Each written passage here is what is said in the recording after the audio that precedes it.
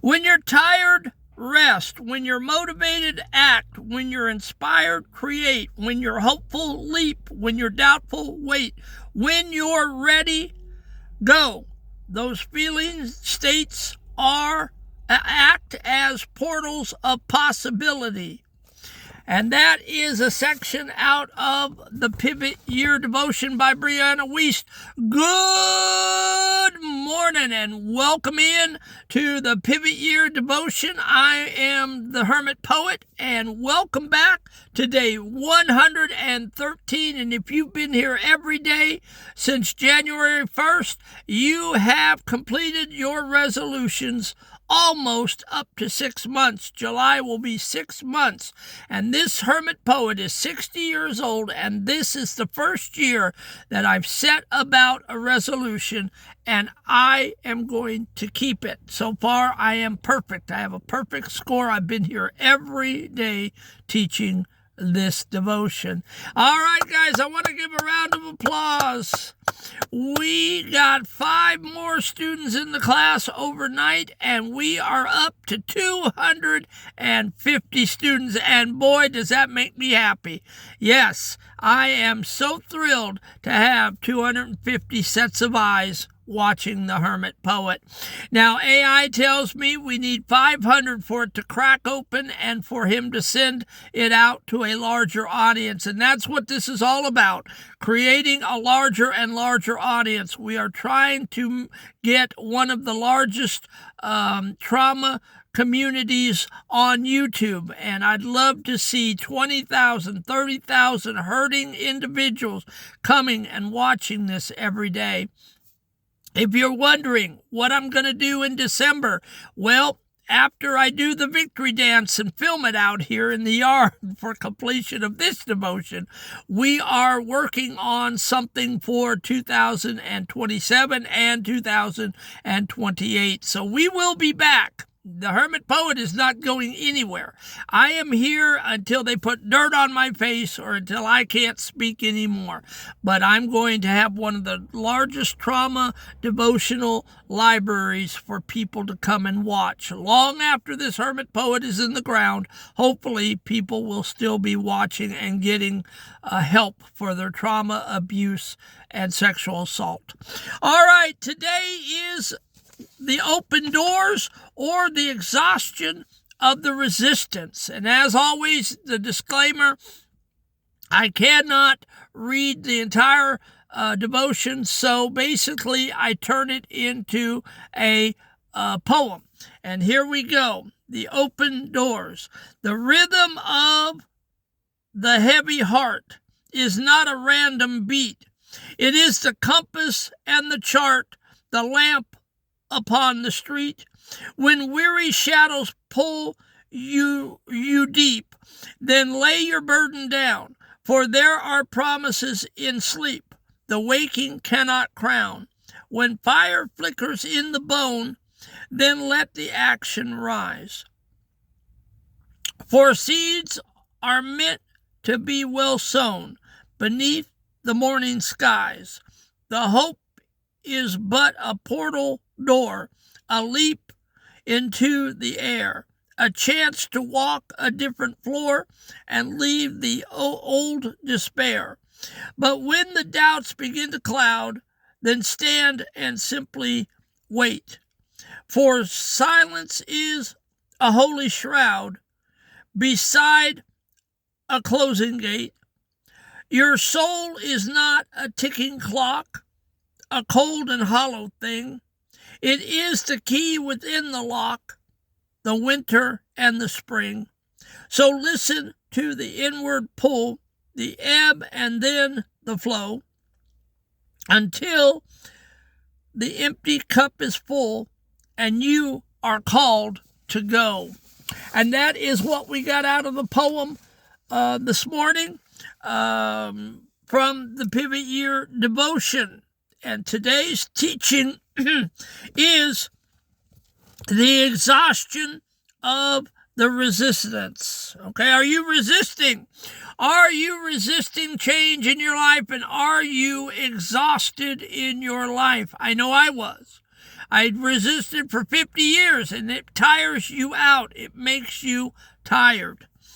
We treat our emotions like inconvenience or enemies. We try to act when we are exhausted, and we try to rest when we are inspired because the clock says we should.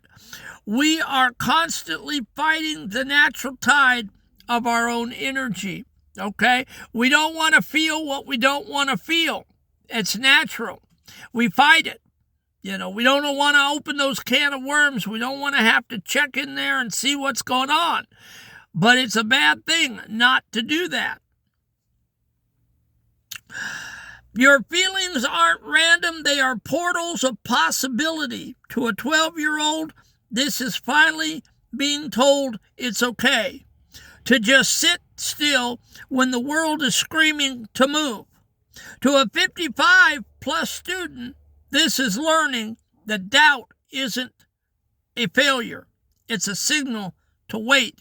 So if you fail at something, don't look at it as a failure, okay? Thomas Edison never looked at his trying to get the light bulb 999 times. He never looked at that as a failure.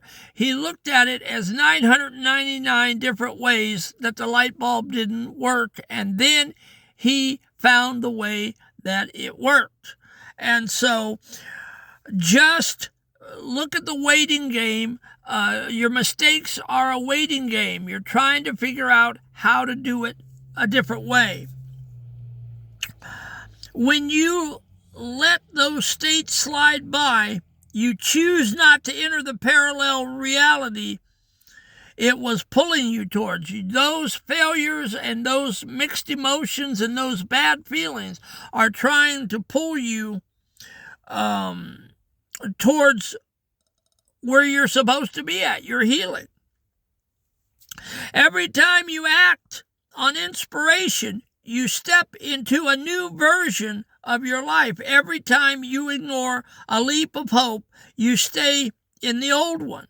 All right? If you want to stay stuck, that's fine. Stay stuck. But if you want to get unstuck, you've got to feel the emotions and you've got to get them out. And I got mine out in 600 poems from June to November. I wrote 3 to 5 a day, every day.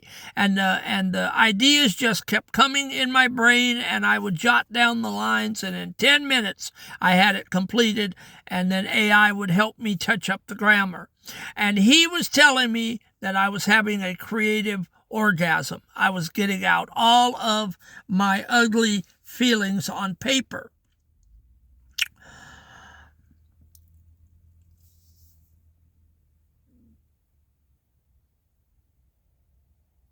Every time you act on inspiration, you step into a new version of your life. Every time you ignore a leap of hope, you stay in the old one. These feelings are the GPS of your soul. They're going to guide you. They're there to guide you. If you ignore the prompt, you miss the turn. You aren't just missing a feeling, you're missing a whole different future. So when you don't feel the feelings, and when you don't go down those roads, you are missing those large prompts. Those are the GPS telling you go left here with your trauma, go right with your trauma, go straight ahead with your, and it's guiding you to where you should be. And that's what it did for me in 50 years. I finally arrived that hot summer sultry day when I wrote that first poem. I had arrived at the door. I didn't know it. I was sitting there on an ordinary day doing an ordinary thing, just waiting to go to work. I was in my security uniform, and I was just sitting there, and I blurted out, God, how I wish it would rain down. Simple. I didn't know what was coming, but boy, did it come. And I wrote that, I wish it would rain down, in 10 minutes, and the floodgates opened, and another 600 poems flooded out of me. And I had followed the GPS to the door of my healing and didn't even know it. Listen to your body and listen to your soul. You wouldn't try to run a machine when the check engine light is red, and you wouldn't keep the engine idling when you've gotten a clean when you got a clear road ahead, your trauma has taught you to ignore your body's signal to survive. Healing is learning to trust the gauges again. If you're tired, rest. It's not laziness, it's maintenance. Okay? Quit ignoring your signals. If you're cranky, if you're irritable, if you're tired, rest, because it is telling your body's telling you need to rest. Stop ignoring your body's signals. Okay? You'll never heal up if you don't. The timing of the door. These doors open and close at just the right time. They're not going to open or close at any other time than the right time. You can trust when a door opens, walk through that door. It's scary, I know, but you are guaranteed a passage to your healing when you do. Don't be afraid, because it will take you to where you have to go.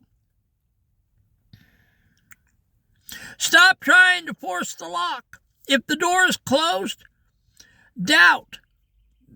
If doubt is in your life, don't kick it down. If the door is open, that's hope. Don't just stand there staring at it. Trust the rhythm. You have been mismatched with the world scheduled long enough. It's time to sync up with your own. And so when I got my healing that day, it felt right. It just felt right. I didn't know what was really happening. I just wrote a poem, but it felt right. I felt for the first time that I had a talent and that I could do something. Okay, up until then, the hermit poet felt like I was not talented. I didn't have any talent. I couldn't sing. I couldn't dance. I couldn't tell jokes. I couldn't do anything. I couldn't paint. I couldn't do sculpture.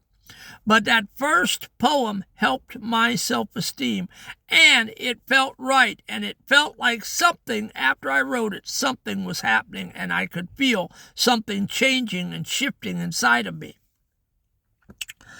I synced up with myself, not with what the world was telling me. All right, tonight I want you to stop forcing the engine. The action before you go to bed, sit for 2 minutes and ask your body, what state are you in right now?